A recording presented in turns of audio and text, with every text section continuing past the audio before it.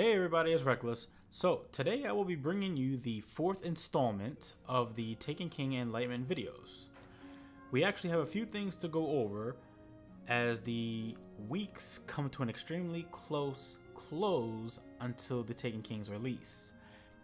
Everything that I am about to talk about came from somewhere in the last reveal Bungie has done about the strikes on the Dreadnaught, plus some other facts I found out myself. So, without further ado, let's get to it. Okay, so given that the reveal was done earlier today, we have learned that one of the strikes is called Shield Brothers, which takes place on the Dreadnaught by the Rings of Saturn. Level 36 is the normal difficulty for this strike that contain a multitude of enemies. A list of enemies you will have to fight are Cabal Legionary, Phalanx, Scion, Scion Burners, Centurions, Colossus, Imperial Centurions, Imperial Colossus, Goliath Tanks, Taken Acolytes, Taken Phalanx, Taken Centurions, Taken Knights, Acolytes Eyes, Hive Knights, and if you don't think that is enough, you also have the Bond Brothers, who are two bosses in the strike. Those two bosses' names are Valus Maul and Valus Talern. Valus Maul has mechanical jet-like wings on his back with an attack that jumps into the air and comes down on you just like the Titan's Death from Above. However, Valus Maul's version of it has a lot less range. Valus Talern has a cannon on his back that I would say shoots mortars on your current position.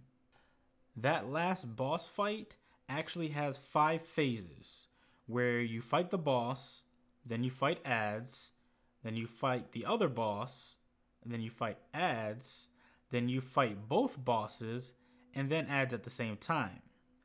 When one of the brothers die, the other acquires his weapons and is able to use them. So make sure you're actually being careful. So right now, the highest light level that has been shown in the Taken King or from any of the reveals is 203. But there is no word on if this is the highest that the light level can go. But I would like to safely assume, not given that the artifacts shown so far are only rare, that there possibly could be legendary or even exotic artifacts that you will be able to wear, which would probably bring this up a lot higher. So during the reveal, there was a little bit of sword gameplay at the end of the strike. I want to say it goes in the heavy slot as seen in prior reveals or articles. Now, whether there is only one sword that can be used in year 2 of Destiny, that is at this moment unknown. However, I wouldn't put it past Bungie if there had been at least 3 different swords that did different things.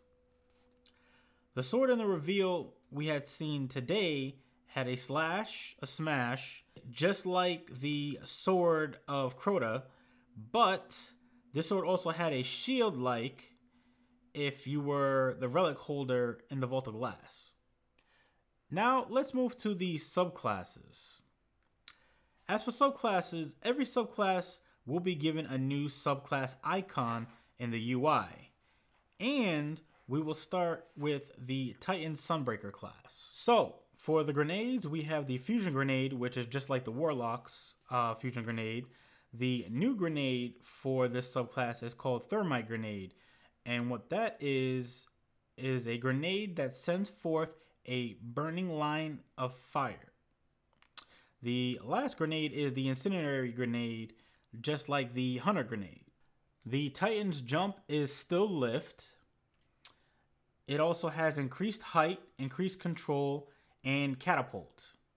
The super is Hammer of Soul, and that summons a flaming hammer and wreak destruction down upon your enemies.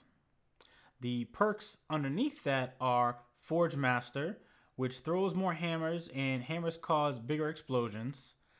Sun Charge, where when you press R1 during Hammer of Soul to hurl yourself forward, enemies in your path explode, chaining fiery damage to other enemies. And last perk in that column is Scorched Earth, where you ignite the world, creating sunspots everywhere your Hammer of Soul impacts. Your melee is called Sunstrike, and what that does is it burns your enemies with a heavy solar melee strike. The perks in that column are Melting Point, where you burn away your target's defenses, while burning targets are weakened to both you and your allies. We have next is Thermal Vent, where Sunstrike releases a solar explosion on hit. Kills create a sunspot that damages enemies trapped inside.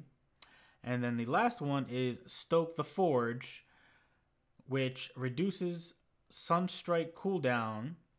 Getting a killing blow with Sunstrike instantly recharges it. Now, the Titan Codex 1 through 3 remain the same. Flameseeker, and what that is your Hammer of Soul will alter its flight path to seek out your enemies. The next one is Explosive Pyre, where enemies felled by your hammer explode, chaining fiery solar damage to others. And then the last one we have is Fleet Fire, where enemies felled by your fire grant you bonus agility and reload speed, and that stacks up to 3 times. Now, your Titan Codexes 4 through 6 also remain the same. And in the last column, we have Shimmering Flames. When super energy is full, grenade and melee abilities recharge twice as fast.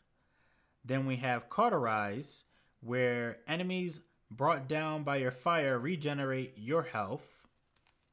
And then the last one we have is Firekeeper. While standing in a sunspot, gain an overshield and Hammer of Soul lasts longer. The next subclass I'm actually going to go over is the Hunter's Nightstalker subclass. So for the grenades, we have the Spike Grenade, which is just like the Titans. The new grenade for this subclass is the Void Wall Grenade. And that is a grenade that creates a horizontal wall of burning void light. Then we have the Vortex Grenade, which is just like the Warlocks. For your jumps, nothing really much changes. Your jump is double jump, then you also have higher jump, better control, and triple jump.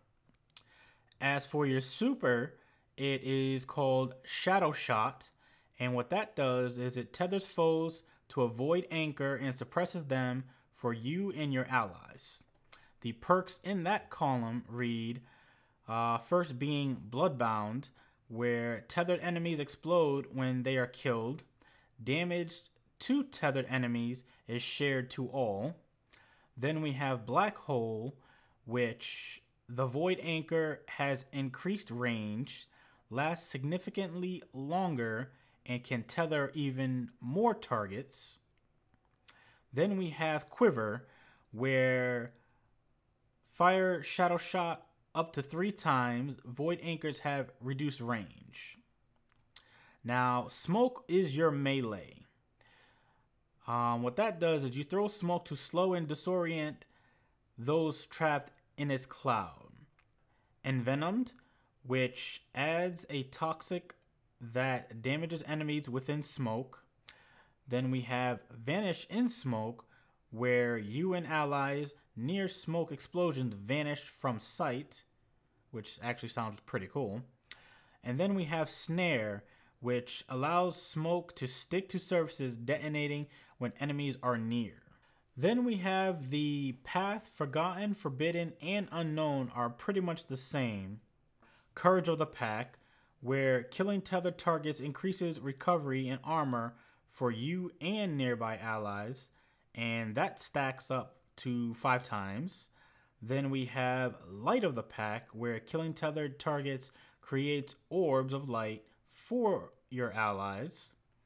And then we have Lockdown, where grenade and smoke effect last twice as long, allowing strong territory control. And then we have Way of the Drifter, Fearless, and Nomad pretty much, again, are the same. And in the last column, we have Keen Scout, where Sprint and Sneak faster, gain Enhanced Tracker, and the ability to mark targets you damage. Then we have Predator. The Void Anchors fired from Shadow Shot become traps that stick to surfaces and wait for prey. And then we have Sidestep, where you press circle and circle to evade. The last subclass I'm actually going to go over is the Warlock Stormcaller. The grenades for this subclass are Pulse Grenade from the Titan, from which many people speculated was going to be Lightning Grenade. However, that was wrong. Then we have the new grenade, which is the Storm Grenade, which a grenade that calls down a focused lightning storm.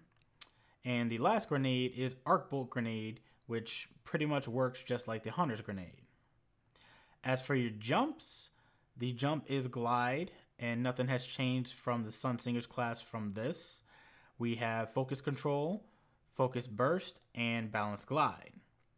Your super is Storm Trance, which chain arc lightning from your hands. Landfall, and what that does is, on casting Storm Trance, fire a bolt of lightning into the ground, creating a devastating shockwave under you. Then we have Superconductor, where it doubles your Storm Trance's lightning chaining capabilities. And then we have Ionic Blink, where you press L3 to teleport during Storm Trance. And what that does is you deliver an electrocuting arc melee strike at extended range. The perks in that column are Chain Lightning. Your Thunderstrike chains to a nearby enemy. And then we have Amplitude, where your Thunderstrike has greater range. And then the last one we have is Rising Storm, where hits with Thunderstrike charge your super ability and melee energy. Then we have Arcane Wisdom, Spirit, and Force remain the same. We have Pulse Wave, which when critically wounded, trigger a pulse wave that boosts speed for you and your allies. Next we have is Feedback, where incoming melee attacks fully recharge and intensify your Thunderstrike. The last perk in this column is called Transcendence, and what that does is, when cast with full grenade and melee energy, Storm Trance restores your health to full and drains slower. Then your Ancestral, Chaos, and Divine orders remain the same. And in the last column we have is Electrostatic Mind, where Storm Trance charges faster when allies are near. When Storm Trance is active, nearby enemies take damage. The second perk we have is called Arc Web, where enemies damaged by your grenades chain deadly lightning to nearby enemies. And then the last perk in this column is called Perpetual Charge, and what that does is grenade kills recharge your melee, melee kills recharge your grenades. So now that we actually finished with the subclasses, now let's talk about artifacts. When equipped to your character, artifacts are not cosmetic, which means when you have an artifact equipped, you will not be able to see that you have one outside of the character's UI. And so far, there are only 3 known artifacts. The first being the Radagast Blade, which belongs to the Titan, and it has a perk that reads, Solar melees have a chance to generate an orb when killing a minion of the darkness. The next artifact is called Neural Bezoar, or at least I hope I said that right, and that belongs to the Hunter class, and it has a perk that reads, Void melees have a chance to generate an orb when killing a minion of the darkness. And the last artifact is the Techion Bangle, which belongs to the Warlock. It has a perk that reads, Arc melees have a chance to generate an orb when killing a minion of the darkness. Now, each of those artifacts are class-specific artifacts, which means you can't put the Radagast Blade on a Warlock, because a Radagast Blade strictly belongs to a Titan. So real quick as we wrap this up, a few honorable mentions. During gameplay, your experience bar will be shown at the bottom middle of the screen in a teal-like color. Other guardians from the tower, like Cade 6, will be able to talk to you through your ghost, and it will show you who is talking to you in the upper right-hand corner. Strike bosses throughout the Taken King will have exclusive gear that will only be obtained, and I'll say that again, will only be obtained from those bosses. Also, Destiny the game has shared a little info on Instagram on some of the new exotics that Xur will be selling in year 2. And these are those exotics. And lastly, in the Taken King, the year 1 PlayStation exclusives will be available for Xbox users. That includes the exotic weapons, Hawkmoon and Monte Carlo, and Fourth Horseman, and also the strikes, the Dust Palace, the Undying Mind, and also the Exodus Blue and Timekeeper Crucible maps. So, that is everything for part 4 of the Taken King Enlightenment videos. Let me know what you guys think in the comments below. This is Reckless, and I will see you guys later.